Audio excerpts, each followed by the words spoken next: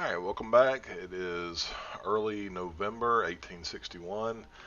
I'll just update you on a few things. Like I said last turn, the threat's neutralized out here. I'm trying to get all my troops back down here. Some of them are already hungry, and I'm kind of losing men. So again, I'm kind of wondering if this whole thing was worth it over here. Everybody should be back down here next turn. I'll regain cohesion, and I'll start marching east. I will take this fort here, or at least I'll try to. Already got my rangers moving over.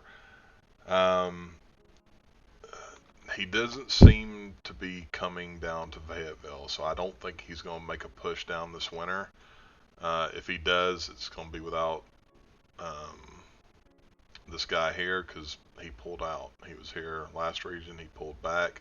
I think he's running out of supply, probably. I don't know. Either way, it's a good thing, because his division and those three that Grant's got, I don't know if I could withstand it. So I think this will be quiet here for a little bit. Hopefully, if he brings Grant's three divisions, I don't think he can do anything. I don't think he can push me out even with the good generals. I'll have this division in here. I'm going to consolidate them, make them real good. And like I said, I just don't see him pushing me out at that point, unless he brings more troops over here, which I don't think he will because it's snowing. Over here, this stack here was like 500 and something last turn. Now it's 1422. So I'm thinking he's got a lot of his forces out here west. I mean, he can't have that many more troops behind the lines now. So I think he kind of put all his forces out west here. Just kind of waiting for.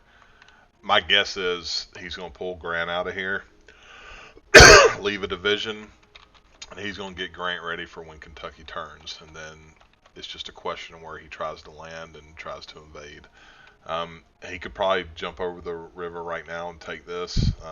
He may try it. I'm going to try to put this artillery unit up here just to get a little bit more entrenchment, and you know, I don't know, maybe he can withstand them. I am bringing my gunboats up here down from Memphis, so hopefully if he does come over, they'll hit him, like shell him. But then again, if he doesn't do it this turn, he's going to see my guy, and he may go after him, so it may just be a naval battle. I don't see me holding this. If he comes over, if I retreat, maybe he'll try to come get me. It is swampy in the snow and entrenched, so we'll see. I'm just kind of building up units right now. The new ones I'm doing are here in Clarksville. I try to build up units where I have the, what's that guy called? Sorry, this computer's really slow right now. The support unit, so I'm building up another couple of brigades here with a 12-piece artillery piece. I am building some more cav here. I'm building a few more artillery pieces down here. So right now, like if I have 2 or 4 conscripts, I'll just go ahead and build a few artillery pieces because I will need them. I'm not sure if he's going to hit out here. I got this cav moving up to Tennessee. Nothing else really going on here. I'm moving him here, and I may try to push him out next turn. It's going to snow here, so nothing's going to happen over here until April or May. I'm moving another brigade back down here because I need to start building this area up.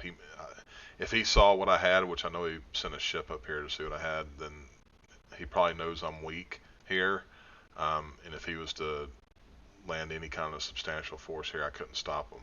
And then I'd have to pull off divisions from up here, and I'd have to try to rail them down and hit them fast while I can. And that'd be a lot of rail points. So that's pretty much all that happened. There weren't any battles.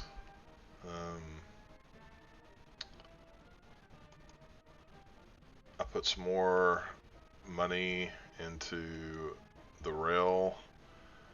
And I went ahead and put in the river too. I'm not sure if it's even worth ever putting into the river pool, but if you look up here, it says your river supply capacity is nil. You need a minimum of 48 points for minimal transportation, and of course that can transfer supply. And if I ever need to use the river, I'm not sure. I may be wasting my money here. I'm not sure if I should even be doing this. It is $50,000. I'm not worried about war supply anymore. I won't have to worry about it for the rest of the game.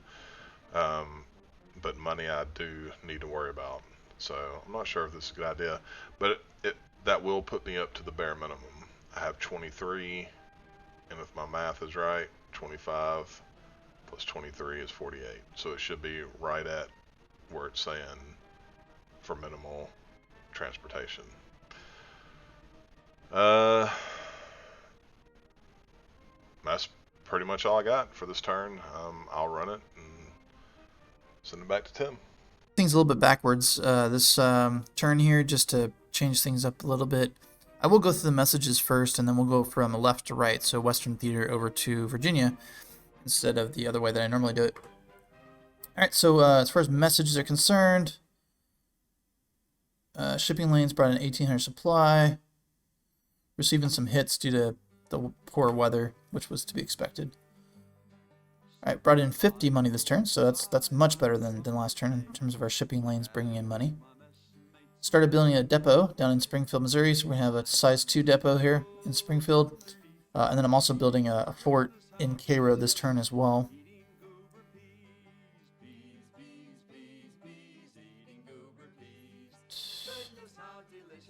Doesn't look like anything else of note.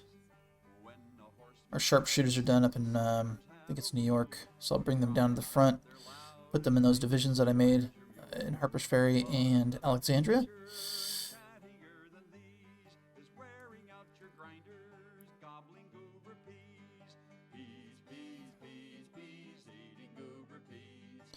My forces out in New Mexico and California are now available to move, so I've been moving those guys. I'm going to move them to the front down there in California. Van Wyck report, which we'll go to. Let's just do that right now. In December 1861, the House Committee on Government Contracts, also known as the Van Wyck Committee, issued its report. The report exposed the fact that Secretary of War Simon Cameron and Secretary of Navy Gideon Welles had both bypassed existing military procurement bureaus. Basically, they're engaged in some bad stuff. I don't know why my map's freaking out on me right now. It's really annoying. Flotilla Brigade. Where's that at? Flotilla Brigade. Oh, that's right. So, got this guy this turn. Buford. He had some Marines in with him. But whatever. That may works. Got a few extra guys out of it. We're pretty good at Cairo. We got 2 full divisions. And then, I don't know what I'm doing with him. Stop doing that. It's super annoying.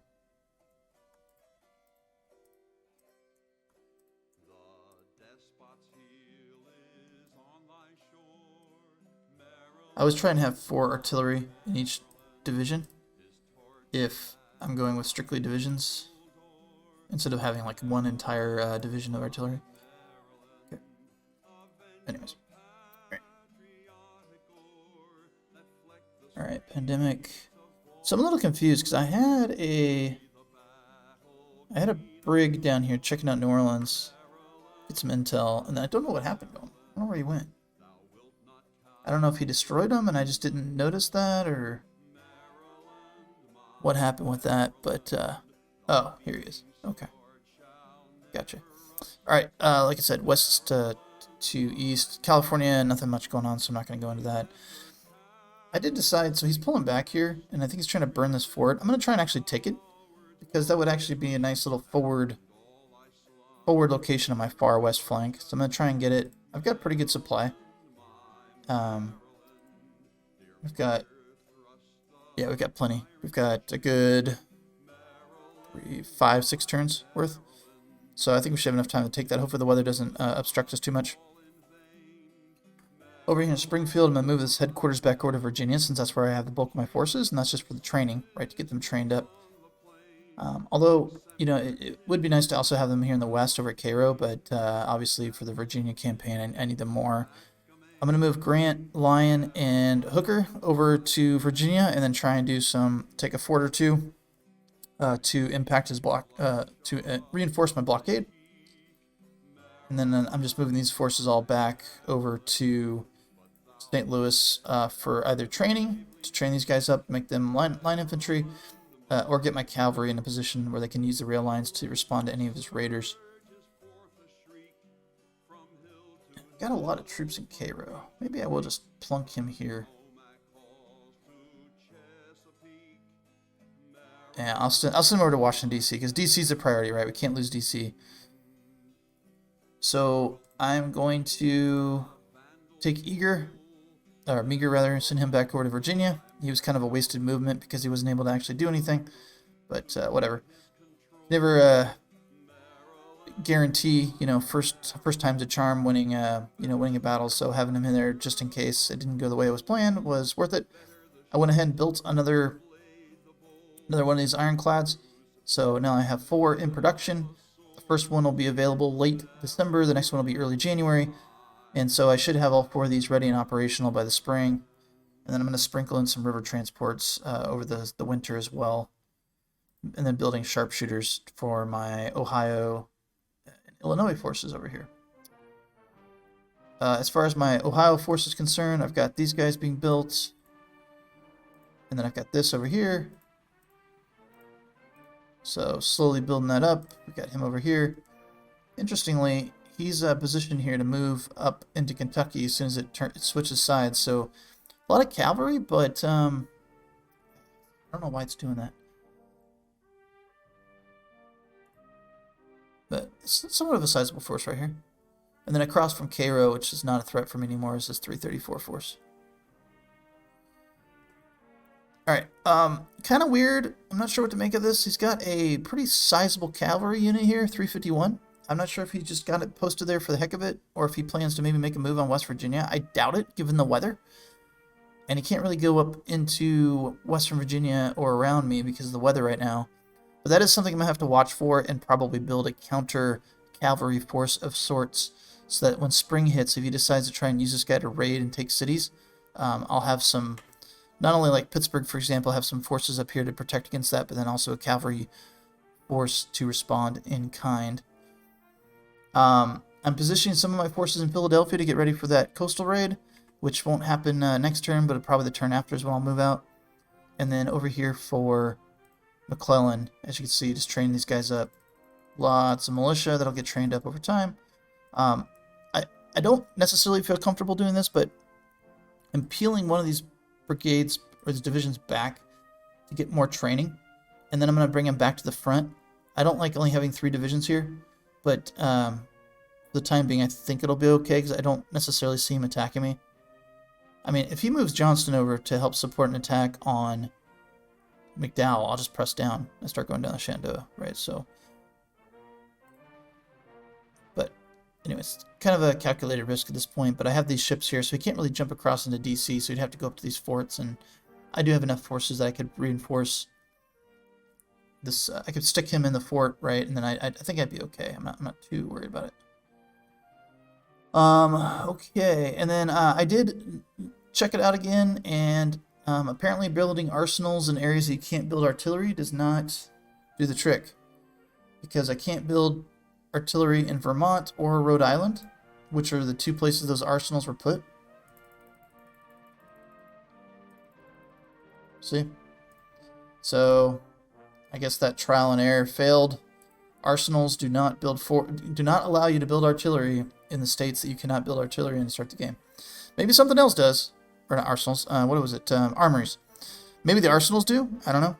But the armories do not. Because we built armories in a couple of states where we couldn't build artillery, and we still cannot build the artillery. So fail on that. All right. Not a whole lot else to report on. Builds, again, just lots of specialty units right now, the sharpshooters and such, to round out my already pre-existing divisions. while McClellan and Halleck train up the new divisions. Pretty good on replacements because obviously there hasn't been much war to this point. And I'm going to do the rail pool. I was trying to do river pool, but I ran out of money. Primarily because ships are expensive, and I built an ironclad, and ships are pricey. So, all right. With that, let's get this back over to this turn over to Josh and keep the game going. All right, late November 1861. Not much going on out here. I'm starting to move all my cav out. Well, not all of them, but most of them. First of all, I don't think I have the food to sustain all these troops. So let's see where they're at. Oh, I put them into a division. But those two big brigades I had, I actually lost an artillery piece due to starvation. So right now I'm just trying to get them fed up and regain cohesion. Once their cohesion is regained, I'm going to keep one of them out here, but I'm going to start marching one east. So I think I'm fine out here. Like I said, my plan was to entrench in both of these areas, mainly here. If he tries to move down here, I'll just shift the forces down. And then I'll have a little something up in this area just to keep... just to see. I don't think he's going to bring anything down here, to be honest with you. If he does, it'd take him a year to get over here, maybe even more than that if it's not cavalry. So, and he'd have to come up this top highway up here. Now, late in the game, he might be able to make a way kind of down through Texas, but if it gets late in the game, I'm going to burn all these forts out here anyway, and he won't be able to get there. So... up here, the weather cleared up, so if he would have gambled and brought his troops down and then attacked me, then, it might have worked out for him. However, I'm pretty confident I'm going to be here for the winter. I'm still consolidating here, and I think I'm going to be just fine. He left 2 divisions here. I'm not sure why he left 2. I guess he really wants to hold on to it, and I think he would anyway. See, if it was me, I probably would have left like one good strong division here, and even if I would have tried to come and take it, it would have been hard to push him out, and I would have lost some casualties, and that would have been good for him even if he got pushed out, because I think next spring he could just bring some stuff over here and back here and retake it anyway. So I don't know, I may have done that, but I think he was thinking he could take this fort here. It did get burned, but he couldn't take it, so I'm hoping he's very low on supply and will start taking hits. I hope the snow comes back in. He'll probably get up to this fort within a turn or two, but if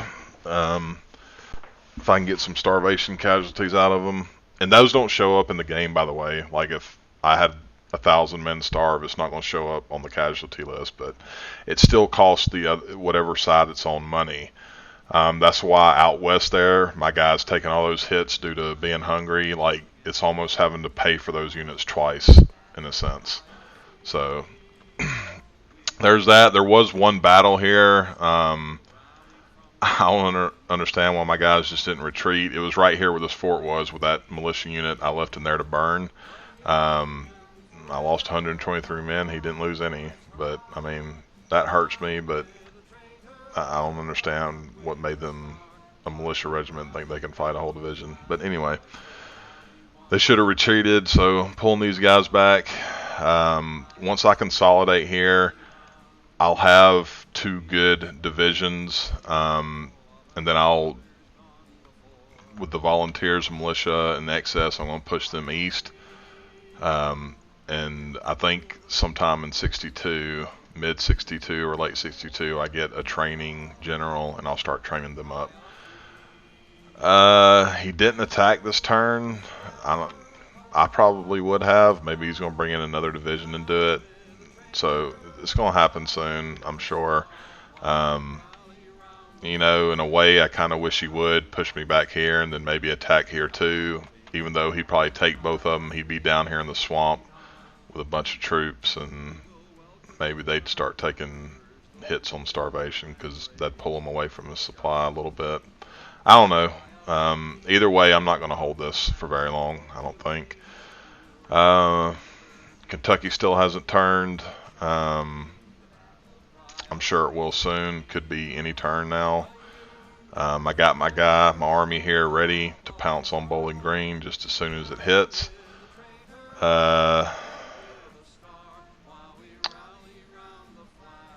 Got these here just in case to see what he's going to do. Down in New Orleans, I got these 2 divisions.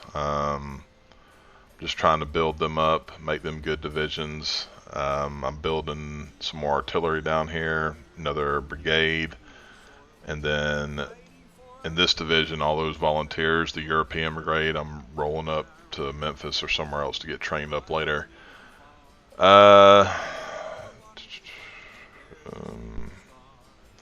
Nothing happening in Virginia. I'm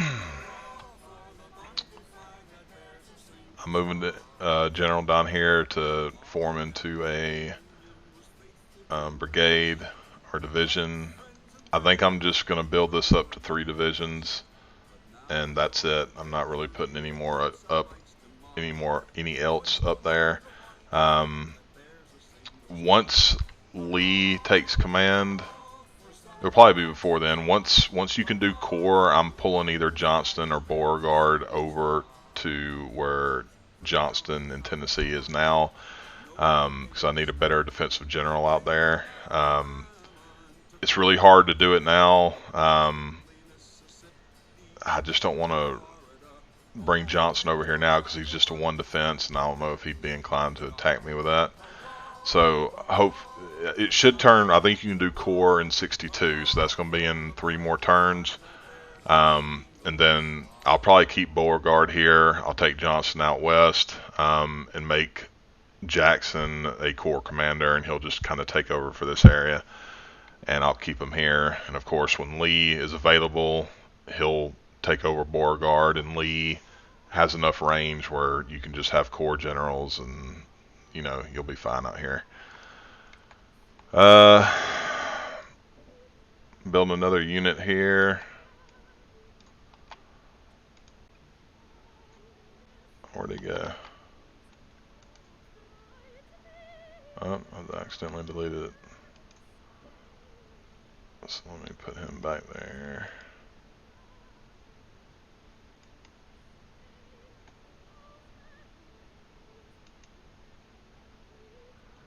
Yeah, well, I'll do that later. I'll just finish the video.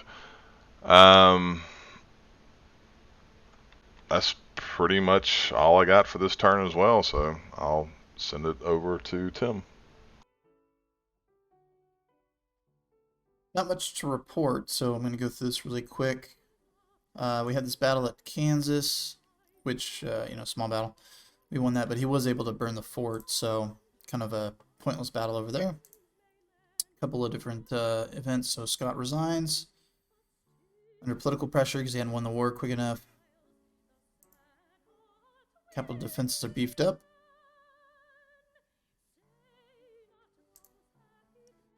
YMCA was created in the Civil War. It was really kind of created as like a bit of a medical services of sorts for federal troops. The Trent Affair. So this is actually a pretty interesting event in the Civil War. So Confederate President Jefferson Davis, seeking support against the North, sent diplomats James Mason of Virginia as minister to Britain and John Slidell of Louisiana as minister to France. Eluding the Union blockade, the Southerners reached Cuba, where they boarded a British mail steamer, the Trent, for passage across the Atlantic. On 8 November 61, the USS San Jacinto halted the Trent 300 miles east of Havana with 2 shots across the bow. A boarding party for the San Jacinto seized the Confederate diplomats and their secretaries by force, but then allowed the Trent to resume its voyage. This decision became a source of controversy with the British, claiming that the San Jacinto had violated international law by removing people from a ship without taking the ship to a prize court for adjudication. Now, the Trent arrived in England on 27 November, but Lord Russell, British Foreign Minister, informed Lord Lyons, Minister of the United States, that the affair was considered as an aggression against England, and an ultimatum was sent on 19 December. So really interesting, just from my standpoint of maritime law and kind of how these things worked. The Lincoln administration was kind of always walking a fine line between whether the Confederacy was a just a rebellion, or if it was full-on secession, and then whether to blockade, whether you couldn't blockade, and all those sort of things. But that's just kind of an example on how convoluted and complicated things could get internationally with the Civil War and how people were treating things. Alright, so not a whole lot going on. 42 or 54 money, 42 war supply. I did not build more transports this turn, although I will next turn. I just basically built a few more troops and some artillery pieces, and then spent money on my riverine transportation logistics. And then the goal is to try and get a division set up here in the next turn or two to do probably a raid on Fort Sumter, take that. And nothing else really going on, so I'm going to run the turn, and then I can basically, after I do the movements for the next turn, kind of go over a bit more kind of where everything's at and so forth.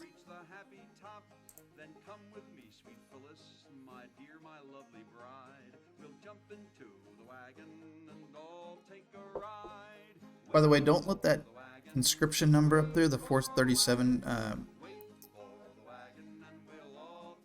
don't let it confuse you. It seems like a big number, but my goal here is, with the investments that I put in infrastructure, that pretty soon here I'm going to be spending lots and lots of cash, and the only way to sustain the spendings of lots and lots of cash is to have the large conscription amount. So, oh, he's moving north on me there. Oh, look at that. What's going on over here? He tried to get in and behind me. Huh. Interesting. Oh yeah, caught him. That's right, buddy. Nice try. Nice try there, trying to get in behind me.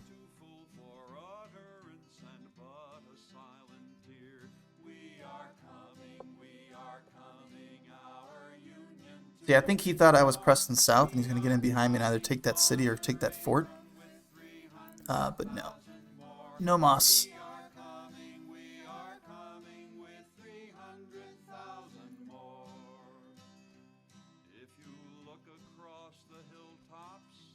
Our national morale is really good.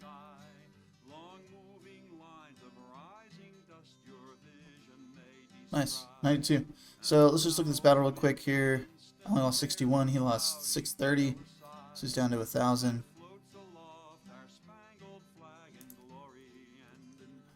Enter the... He's going to pull back, so there's no point me chasing after him because he'll be gone by the time I get in there. Well, I'll put them there for now.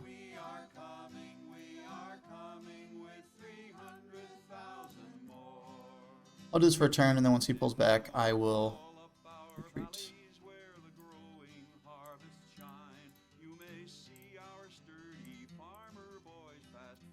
Okay, so nothing going on much there, so let's do the movements, and I'll come back, show you what we're doing, and then we'll keep this game going.